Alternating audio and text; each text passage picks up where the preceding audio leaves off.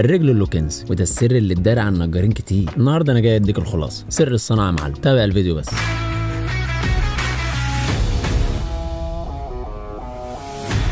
ازيكم يا معلمين؟ اول حاجه هنحتاجها حته خشبه 7 سم في 7 سم او على حسب الحجم اللي انت عايزه. الطول مش هيفرق معانا قوي. تاني حاجه هنحتاجها حته ابلكاشه، دي نفس عرض الرجل اللي معايا عشان نعمل عليها الفرو. هناخد علامه على الطول المناسب بتاعنا، نعلم من فوق 7 سم كتينه، هقسمها النص وهبدا من بعدها ارسم الرجل. وزي ما انتم شايفين بدات من بدايه الخط الوسطاني، هوصل لنهايه الخشبه وابدا انزل بالرسمه برضه. الجزء من تحت حاول تخش بالرجل لورا عشان خاطر تكون موزونه وتحاول ترسم الكيرفات صح. جينا عند جزئيه الجناح او الكتينه الثانيه، في ناس بتقول عليها كتينه في ناس بتقول عليها جناح، بس الاغلب بتكون جناح زي الشكل ده. هنحدد حجم الجناح، نبدا ننزل بالكيرف لتحت وحاول تضخم الرجل شويه تدي لها هيبه كده. هتلاحظ ان العلام بتاعي على عدل الرجل، وده اهم نقطه لازم تاخد بالك منها، ان علامك ما يسيبش العدل ويخش جوه. بالنسبه للكعب انا سبت قيمه سنتي ونص من العلام اللي قدام، ومن ورا سيحته بالكامل، ومن قدام هاخده بشطفه كده. وده شكلها، هفرغها وارجع لكم. هتطلع معاكم كده. عايزك تركز معايا في طريقه علامها. هنحطها عادي اول وش ونعلمها،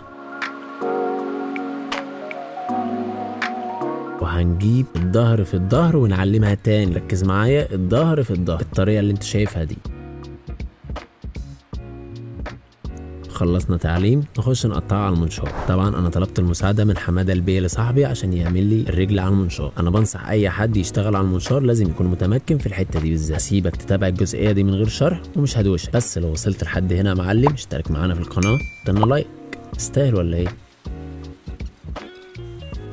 قطعنا اول وش، هيظهر معانا بالشكل ده. المنشار كان راكب عليه صفحه عريضه، فكل الاجزاء اللي طلعت مننا طلعت حتت صغيره، فهنرجع نعلمها تاني.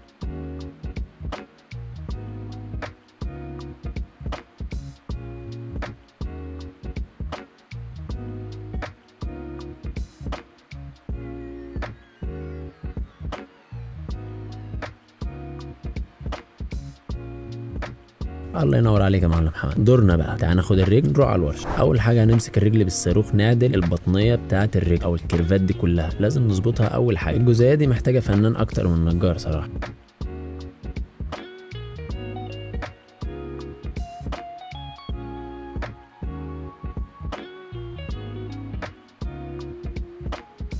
هتطلع معانا بالشكل ده، مسوكه من الاربع زوايا، ودي الرجل المنتشره الكلاسيكيه في السوق يعني. استنى يا معلم لسه ما خلصناه، تعالى نعلى بالليفل شويه. السوكه اللي قدام واللي ورا هنموتهم بشكل مناسب للرجل بالصاروخ، واحده واحده كده، مش عايزين نقفوا. ممكن انك تستخدم مبرد برضه، بس لو متمكن في الصاروخ هيكون افضل لك واسرع لك يعني. في العادي بيكون في حاجه اسمها بقشيش، يكون شبه الفاره كده بس لها اجنحه، بيكون راكب فيها كاستير من تحت. طبعا البقشيش ده بيغنيك عن حاجات كتير، حتى المرحله اللي جايه هيغنيك عنها، بس لازم تتابعها عشان تشوف هو ايه البديل بتاعها. طبعا لازم تشتغل بتأني وبروقان في الرجل دي بالاخص، لان كل ما تكون رايق كل ما الرجل هتكون احسن. وما تنساش تروق علينا باشتراك ولايك، كومنت لو حابب تسأل عن حاجه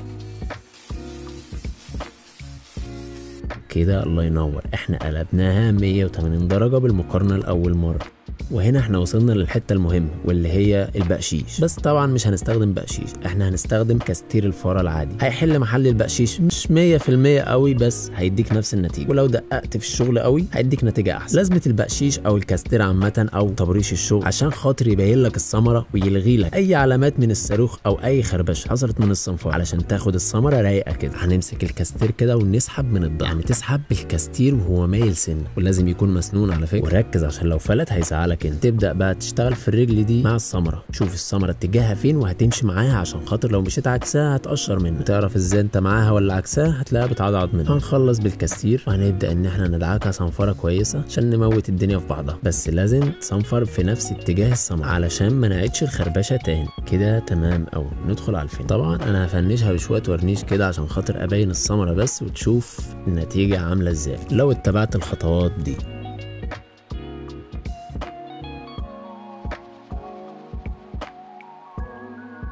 تسلم يا معلم على المشاهدة، وأظن النتيجة واضحة قدامك. الثمرة رايقة رغم إن احنا ما ضغطناش عليها قوي، وده علشان الفيديو بس. لو وصلت لآخر الفيديو وعجبك ما تنساش تدينا لايك وتدعمنا باشتراك في القناة. اشوفك الفيديو الجاي، سلام.